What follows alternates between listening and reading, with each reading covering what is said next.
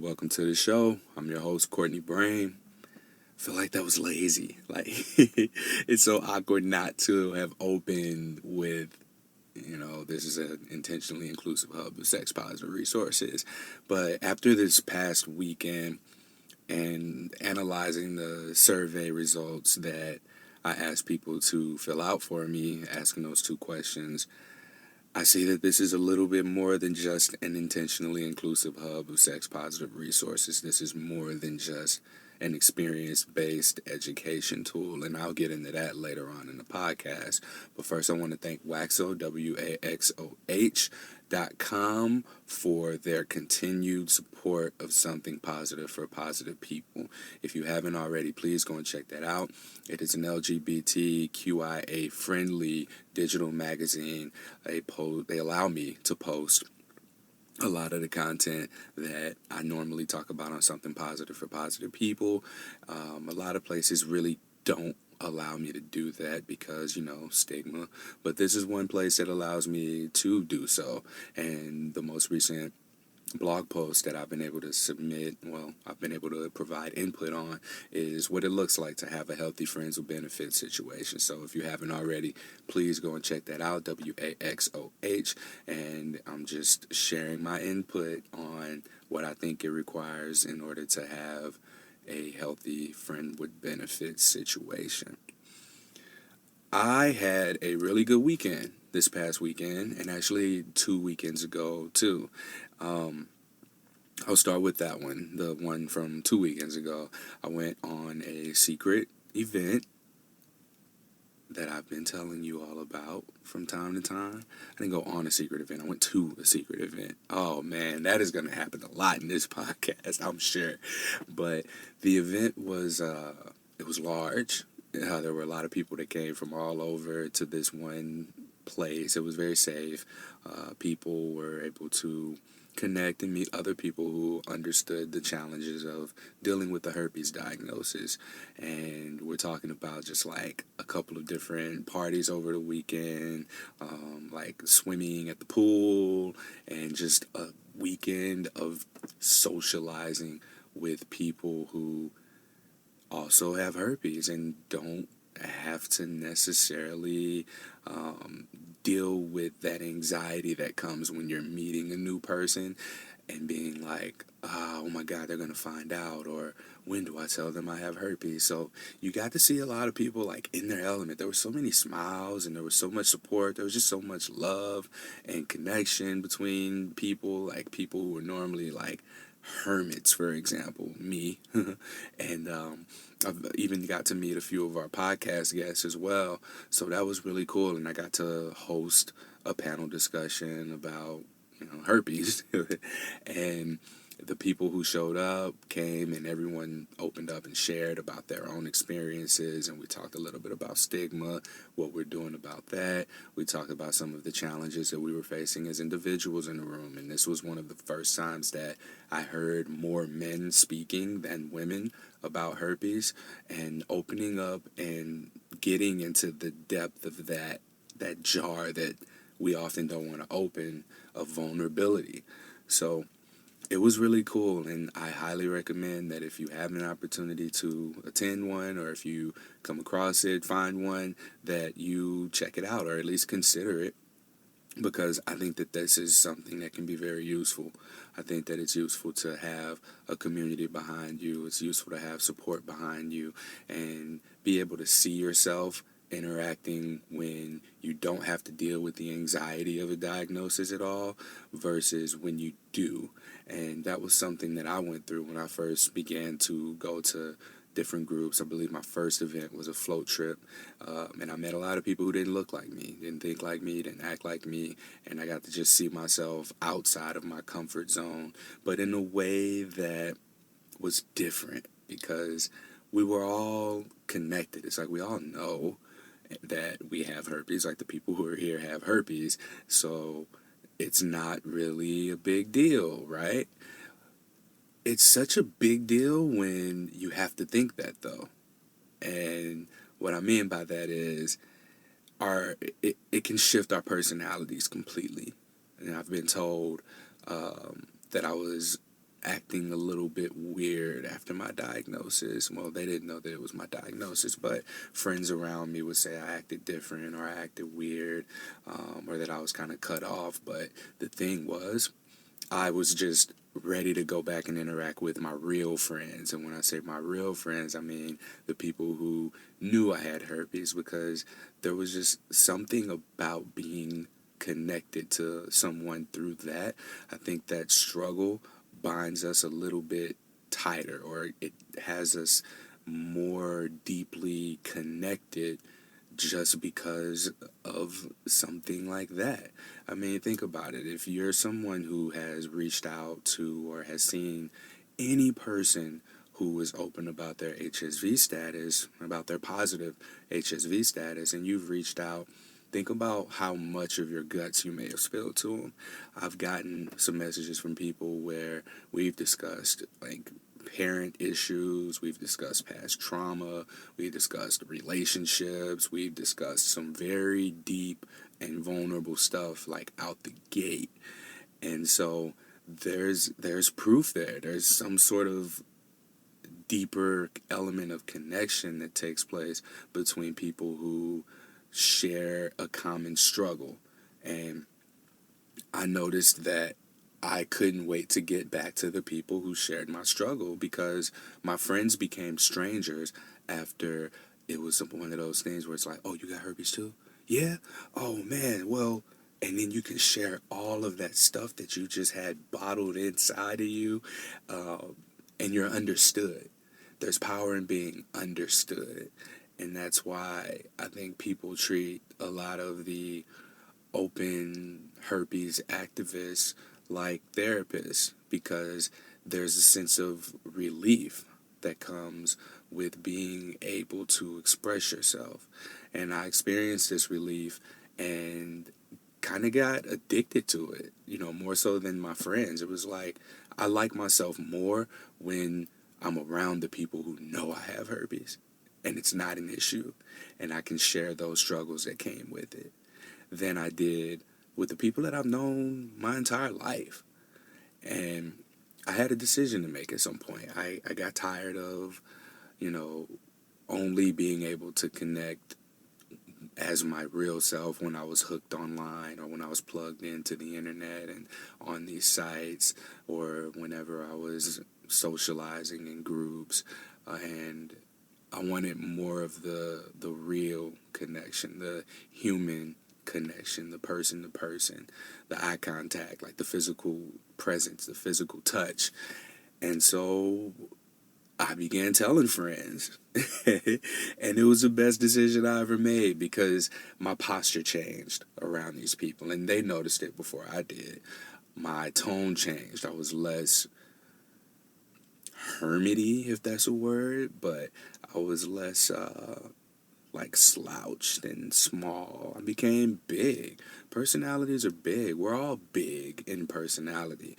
And it's when something comes along that just knocks the shit out of us that we become small again. And a lot of people express that, in a way, herpes made them small. Like, I feel like I'm no longer worthy of being this big personality. Like, who am I to think I can go out and date? Who am I to think that I deserve this promotion? Who am I to think that I can do whatever it is that I'm aiming to do? That's bullshit. Don't let a positive herpes diagnosis, don't let that person who delivers the news about your diagnosis take your power away from you. Please don't. And I know that it's a struggle in the beginning, and I'm talking to people who already listen to this podcast, but in the event that one of those people who don't listen happen to hear this podcast, it's okay. There are communities, excuse me, that was kind of like a stomach growl, burp hiccup type thing. I don't know if anybody else gets those, but there are communities for support in various levels. So there's your, hi, I'm Courtney, I have herpes, I've had it for this long. There's that, and then there's just like complete openness of education about it. and being able to talk to people and share and exchange experiences. And then there's like just being able to socialize, you know? So I want to stress the importance of community. Isolation and all that kind of stuff, like, it's not the best for us. Yes, it's good to be alone sometimes. Yes, we need time to recharge, but human connection and being around people and being able to fully express ourselves, like, that's what it means to live. And being in spaces that allow for that full, free, authentic expression, that is the most, I think that that's what life's about, to allow yourself to express, experience, and be experienced. And community resolves that. I think that community is a very good illustration of what life is all about. So I'm so grateful for this Something Positive for Positive People community and what we built here. And it's it's it's changing things. It's changing things for individuals who think they're alone in something to be able to come into contact with someone who can connect them to support. When they come into contact with this tool for connection, when they come into contact with someone who knows of some kind of a resource that just connects them to community. Like, the education piece is cool. The facts and statistics that so many people have herpes, like, that's comforting in the beginning to an extent. But the reality is, I mean, we've talked to people who disclose to people on a regular basis, and they're like, "Oh no, I don't want that," or I don't have that," or I don't know whether or not I have that." So that doesn't really do much for us when we get these statistics that show everybody has herpes, because how many people know they have herpes is really what the big deal is. Like, that's where the information is. That's where the comfort comes from. So, being able to connect with people who know that they have herpes and who are real people and understand the struggle and all of that, I think that that's really useful. The other thing I wanted to address was the episode of the podcast that I titled "Vulnerability is a Boundary Dropper." We do not want to drop our boundaries, and this was something that I was so excited about the title. I was so excited that John and I were able to get to one of these episodes done that just turned out so well, in my opinion. And yes, I know I talked a lot, and there's a whole reason for that, but we won't get into it. We liked that podcast. We really did. We liked that episode, and I was just so pumped that I was like, vulnerability drops people's boundaries. And over the last couple of weeks, we talked about boundaries. Our boundaries have come up a lot on social media. And I'm like, wait a minute. Did I really mean to say that? No, I meant to say guard. Because in order for us to establish boundaries, that is something that takes vulnerability. It takes letting your guard down in order to put up boundaries. So why would we want to put those boundaries down when they're there as an expression of vulnerability? I hope I just said that right, because in my head it came out one way, but then when I heard it, I was like, "What you say, Courtney?" But it requires some strong self-awareness and empowerment to be able to take care of yourself that way, and take care of and protect the people around you and the people who the boundaries are for. Like, boundaries aren't just for the other person or people or groups. They're for you as well. But we often mistake boundaries for being selfish. Like, it's selfish of me to say no. It's selfish of me to have a bad time. It's selfish of me to go and do something for myself. No.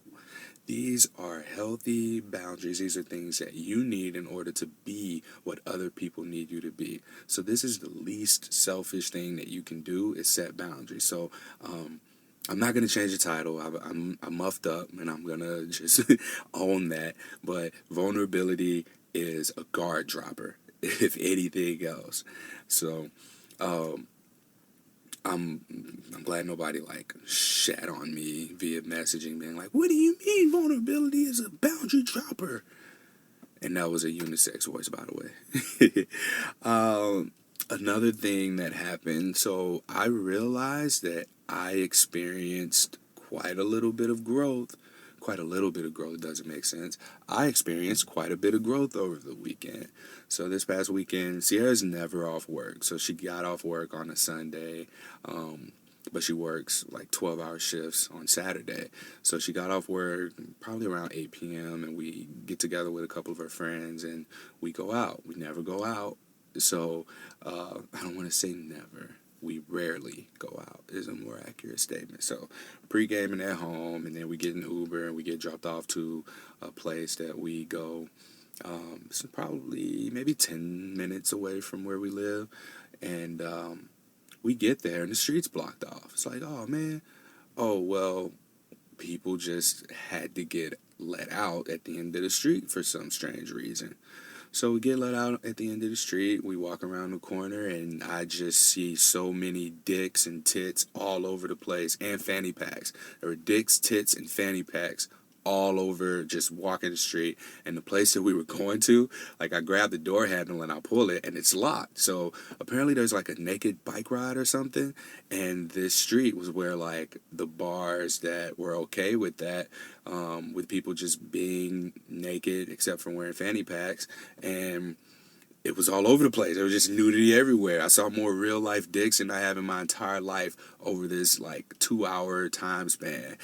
And I realized that it didn't bother me. I used to be bothered by that kind of stuff. Like, oh man, put your dick away. Get your dick out of here. Like, that would have been the kind of response I would have expected to have seen for myself. And then just like not staring at boobs and not getting aroused by breast or seeing butt cheeks or anything like that. I realized like following a lot of the sex positive accounts that I follow, a statement that comes up is that nudity isn't inherently sexual. They're body parts. So it wasn't then that I realized it, because I was obviously drinking, but when I got up the next day and realized like everything that had happened the day before, I was like, man, I'm proud of myself. You know, not necessarily for not getting turned on by body parts, but for just like being able to be in the environment that I was in and just be so cool. Like, we went into one of the bars there and people were allowed to be inside naked as well. And the music was fucking epic. Like, this DJ was on their shit until they played one song I didn't know. But they followed up with DMX, Y'all Gonna Make Me Lose My Mind. So I was in there having a good time as well. One thing that stood out was one of the a penis owner with a fanny pack on was dancing on someone in front of him, and I was like, wait a minute, now that's sex. Like, he or they are completely naked grinding up on this other person. Like, somebody's gonna get some juices everywhere. But outside of that, I just realized, how we compare our growth in the most unlikely of circumstances. Like, I was in a different environment than what I'm used to. I'm used to going out to clubs where people have all their clothes on, and in this instance, not everyone was wearing clothes. Sierra was like, "Why don't you get naked?" I was like, "No, these are my good jeans." I was making excuses. I wasn't that comfortable. I wasn't that ready for something like that. And it was unexpected. I didn't see it coming. I didn't know that there was a naked bike ride. I mean, until we got there, I didn't know that the street was going to be blocked off. It looked like, what's that place called? It looked like New Orleans, Beale Street. Yeah, it looked like that, without clothes. But not everybody was naked, of course. Like, there were just not bras in some cases.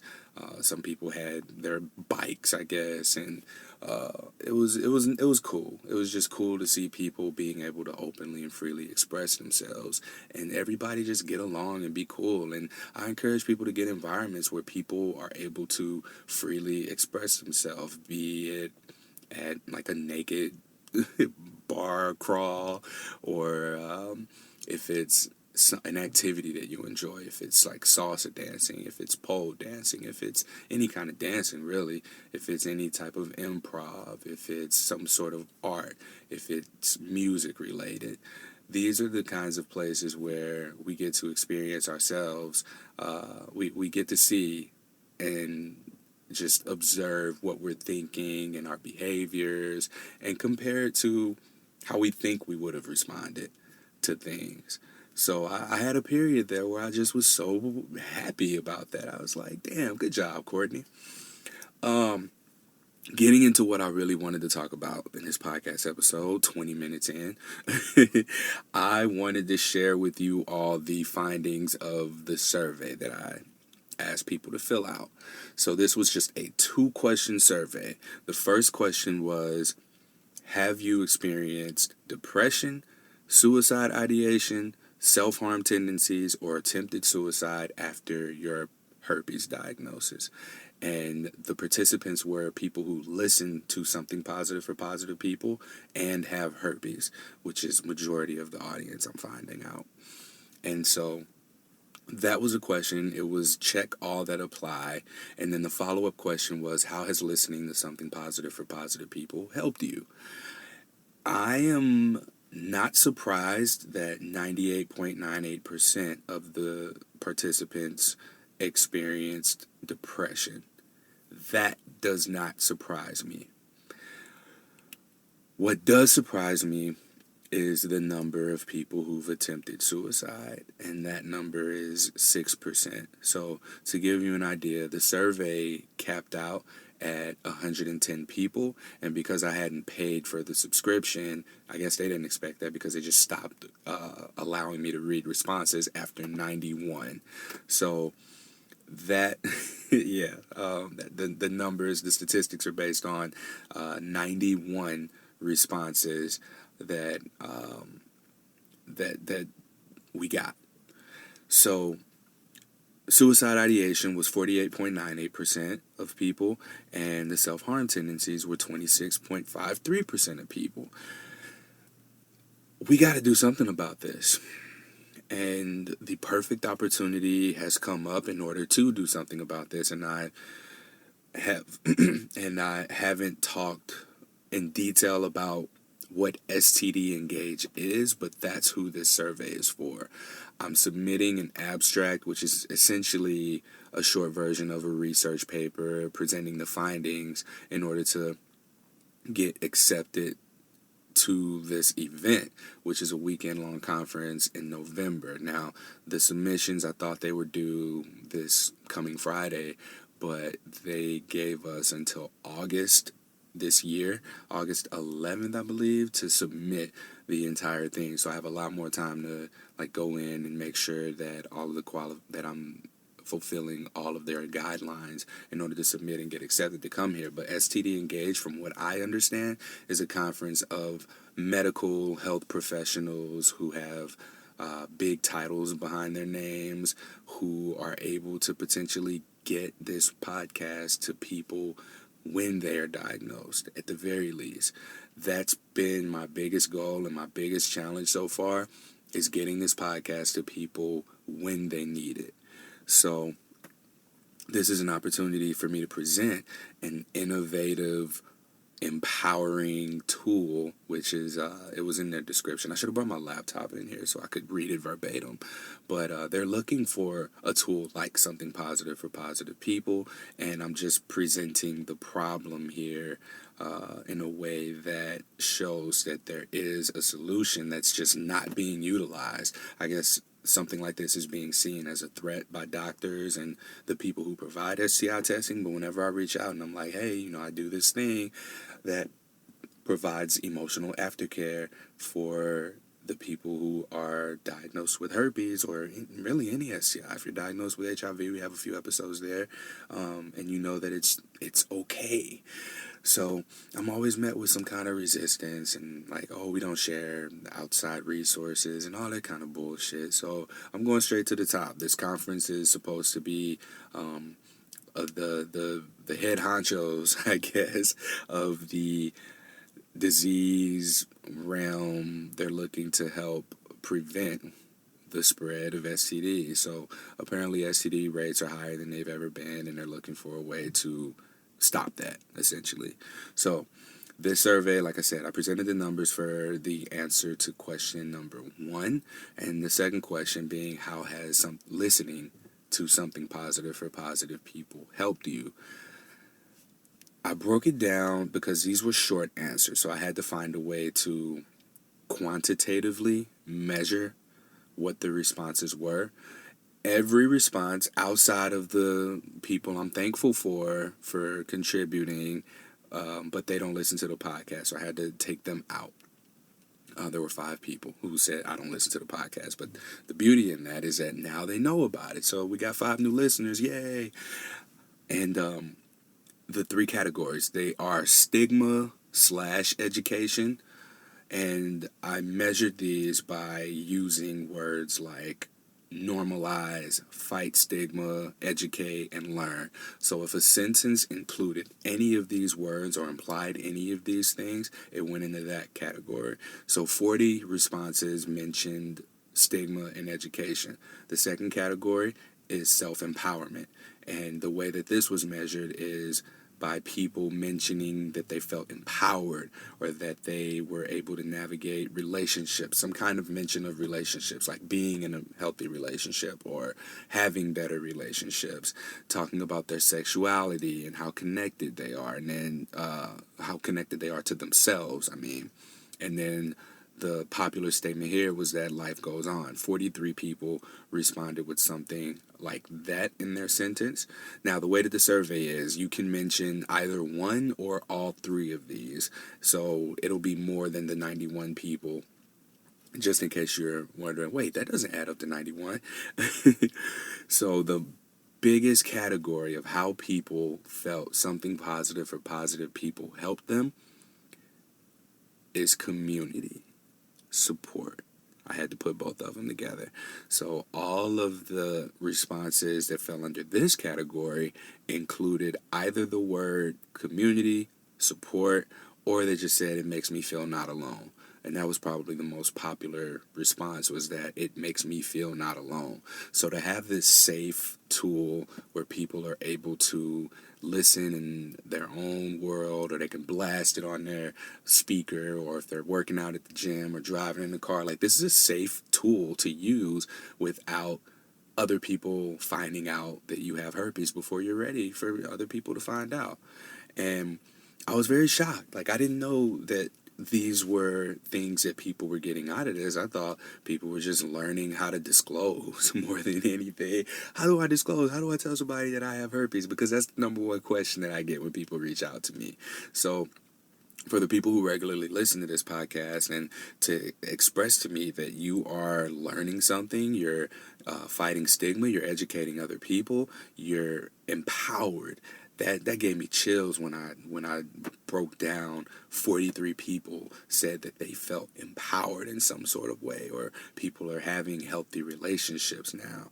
And then the community response, it blew my mind. 61 people said that they feel like they're part of a community in some fashion or another. And that's what we are. Like, I understand now. I've been trying to figure out exactly what something positive for positive people is. Even with the last survey that I did, I found out 99% of the people who listen to this podcast have herpes. And though the other 1%, they don't know if they do or don't have herpes because they haven't been tested. So you're in the community too. One person that responded to that on the first survey that I did. This podcast, I try really hard to make it other things and make it as inclusive to everybody as it can be. And I guess it's just, these are the people I'm talking to. I'm talking to the people who are living with herpes and are going through a healing process. And I'm going to continue to deliver for those people.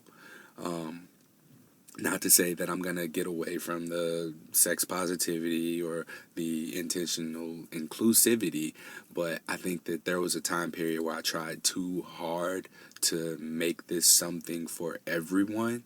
And I mean, there's a space here for everyone, but it's just like this, I have to be intentional. So let's say that, like, my intention is to continue to serve the community that I'm serving. And now to know that, like, wow, all of these people now have expressed that this tool has helped them in these 3 ways. How many more people can we help? How much greater can our reach be if I'm able to go down to this STD Engage conference and knock this shit out of the park and get funding to help people get therapy after their diagnosis if they're struggling with it, to be able to connect people to these communities and support groups so that they can stop feeling alone right away, so that they can begin to uplift and educate themselves, to become empowered to educate others, and to just be like, you know what, fuck that stigma. Because I always say this: a stigma is just a collection of opinions of people who have no idea what it's like to live with this virus. And even to this point, you know, like, it's an insignificant part of my life. I mean, unless I have to disclose to other partners, it's just not an issue for me. I use it as a tool to navigate my own health. If I feel that tingle, like I got a Courtney tingle, like a little spidey sense or something that tells me, all right, man, you need to calm down, you need to chillax, you need to take care of yourself because you're tripping. So my herpes tells me, hey, Courtney, you tripping. That's the only time it speaks to me. So it's under control, and I want other people to be able to get theirs under control and give it like a cute little voice or something, so that it's not this big monster that just drains us of energy and vitality and makes us feel so unworthy. That's what I want to do. So, I mean, I say that's what I want to do, but like, that's what I want to get people to feel that way. I want to be able to get this tool to those people. And I think the STD Engage is the route that I need to go in order to meet the people who can help make that happen. So I'm working every way I can to get there. I'm hoping that this gets accepted. Like, I'm already skipping past the point of needing to pay the event fee of $550, assuming that this gets accepted. I'm skipping past the whole getting accepted piece, and jumping straight to, all right, how am I going to get to Virginia? Where am I going to stay? And am I going to have to wear a suit? Oh, I hope I don't have to wear a suit. If I do, I know where I'm getting one from, though. But yeah, thank you. Thank you all for participating in this survey. And I wanted to make sure that you all knew what this was for, and like in detail. So I'll keep you in the loop as things progress, but I really won't hear anything for months. I may not even hear anything until September. So they're accepting the submissions in August, and just assuming that it's accepted, like, I can't wait to go down there and just like kill this shit.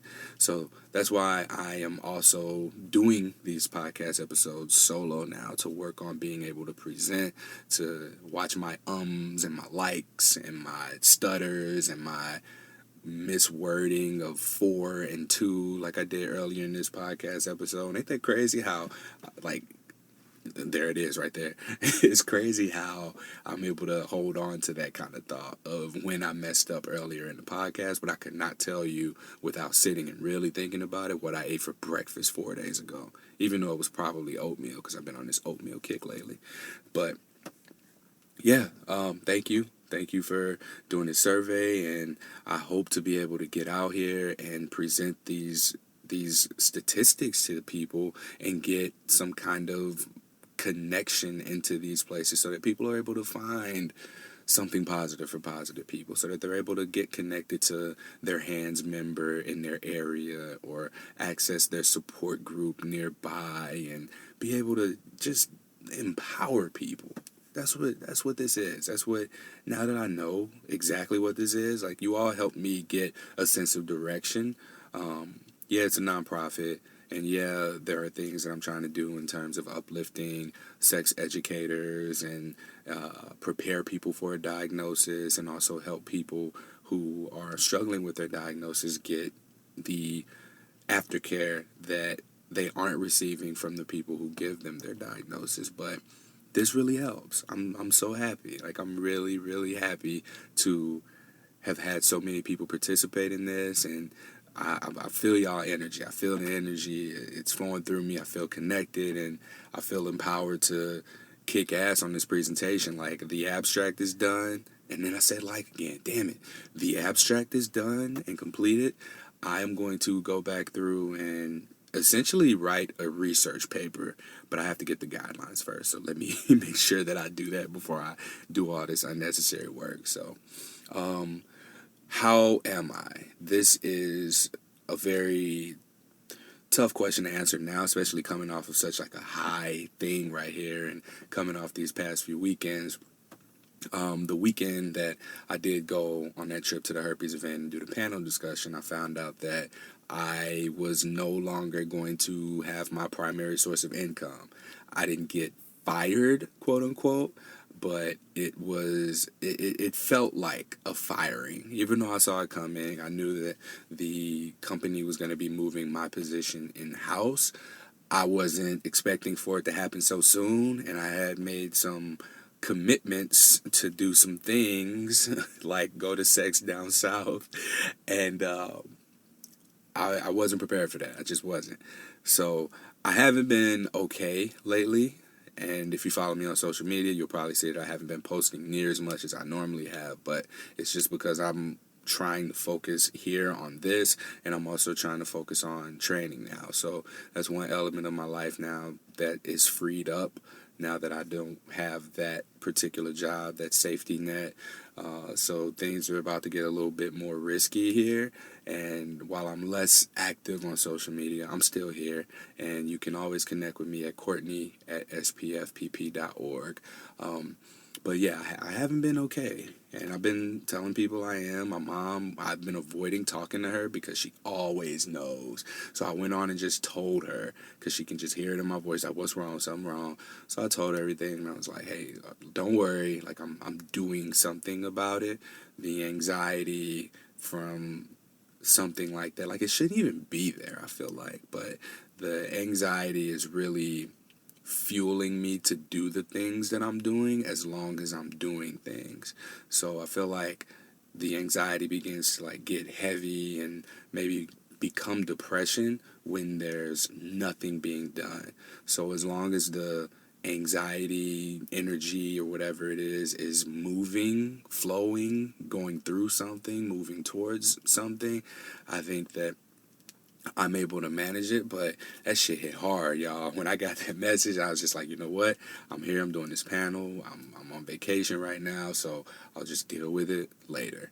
And I kind of put it off for the weekend, and yeah, I had fun, delivered a bomb-ass panel with the people who were there. It was awesome, great turnout and everything, but it was put away. And when I got back home, it was still kind of put away, but the other day, that shit hit hard. Like, I feel like I'm going through a breakup. That's the best way to describe it. I was telling Sierra that. I was like, I feel like I'm legit going through a breakup. And normally when I'm going through a breakup or experiencing a breakup, or I see that the relationship's ending, I go back to what I know. I go back to what's familiar, and I know that that's a bad habit of mine, and I'm going to do something different. This is a different thing for me to continue to do what I've been doing. I mean, continue to just invest more of that energy and this free time that I have now into something positive for positive people, into training people at Given 100. So yeah, if y'all need a personal trainer, hit me up. Yeah, it's hard. It's hard to talk about that kind of stuff. It's hard to talk about feelings, and then like the feeling of being a burden on other people. Like, y'all don't come here for this kind of shit. And I said this in the last solo episode, but nobody come here for sad, depressed, anxiety-driven Courtney. Y'all come here to become self-empowered, for community and for stigma education. And like, I'm gonna be okay. I know that it's good to feel the emotion. It's good to experience, explore, express, exchange, and expand, like I said before. And going back to my exes, ooh, I like how I did that there. But yeah, so like I said, I haven't been posting because it just hadn't been real. It's been better for me to just repost the kind of shit that I need to see right now. So on my social media, there's just a lot of that right now, and here's the explanation for it. So I'm in a stage right now where I'm doing a lot of waiting. I'm doing a lot of waiting on responses from sponsors, responses from people I've submitted inquiries on having a grant for something positive for positive people. I'm waiting on responses to people from people who I've messaged about coming to train, and I think that that's probably the most challenging part in all of this is just waiting. So I'm doing something and I'm feeling the emotions. I've been doing my writing, and in the writing, I've discovered that there's just like this intense feeling of regret. And I think that I've come to terms with the fact that that may be my biggest fear. My biggest fear is regret, like having regrets, looking at a situation and saying, why didn't I blank at that point in time? I would much rather look at things and say, why did I blank this way instead of this way? If I'm able to do that, that means I took action rather than no action at all. And I feel like for a while I got comfortable in this relationship and I didn't take the actions that were necessary. So moving forward, I'm taking all the actions. You know, there's no right or wrong ways to do things when you operate out of integrity. So I trust myself in being present and upholding my integrity in the actions that I'm taking moving forward.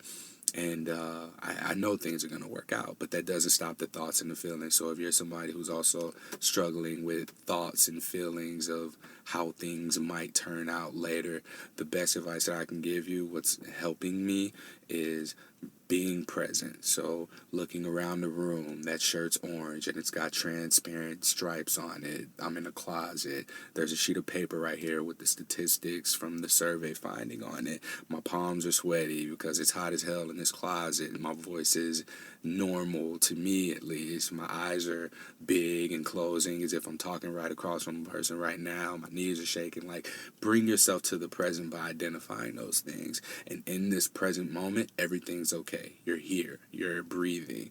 And for everything to be the way it is right now, you have to be here. You're necessary. You are necessary. And if you can't bring yourself to say something like that, shit, reach out to me. I'll tell you you're necessary because you are. And just allow yourself, if you can't think of any sort of positive affirmation for yourself, or you can't find the positive in anything right now or later or that you've done in the past, bring yourself back to the present. Be here and remember that you are necessary. So that's all I got for everybody today. I know probably weren't expecting that to end the way that it did, but I think it's important for me to, again, just continue to be transparent here and let everybody know what's going on with me, because I know when something's wrong with people when they post regularly and they just suddenly stop or their content changes or something like that. As you know, to check in with people when there's just an inconsistency, so to speak. But again, thank you for listening. Thank you for filling out the survey. Thank you for just being you. Thank you for being necessary. Let's say that. There you go. I appreciate everyone who's made donations to Something Positive for Positive People. If you go to spfpp.org, you can donate with even Venmo. Donate with Venmo because Venmo doesn't take off any fees like PayPal does. And with every donation of $25 or more, if you send me your t-shirt size and email address or your physical address, I will send you a t-shirt. So shoot me, or just, you can put that in the Venmo comments and make it private, or you can just email me with your donation or whatever it is that works best for you. The money is at this point being used to help connect people with these support groups and help people get therapy. Once we get a large chunk, like I can actually say, oh, we are sending X person, because they'll be anonymous, to a therapy session, and we can get some testimonies off of that as well. So, and in this case of me getting out to Virginia for STD Engage, like the money's going to pay for that kind of stuff. So like me flying out there, an Airbnb, and then whatever expenses are necessary for that time frame as well. So I appreciate everything that you guys have done so far, all the ratings and reviews, because this podcast has, I have proof right here that it's helping people. And just because you're here and that means that you're helping people. Like, this is your podcast. This is your community. If it wasn't for y'all and the feedback that I've been getting, like, who knows what this would have turned into. But I'm happy that it is the way it is. And again, like, don't worry about me, y'all. I'm going to be all right. Just, I got y'all behind me. I got a community behind me. I gotta be okay for y'all. So I'm staying present, and I'm doing my waiting, and I'm just practicing this whole presence thing, and we're gonna see how it works out. Till next time, stay sex positive.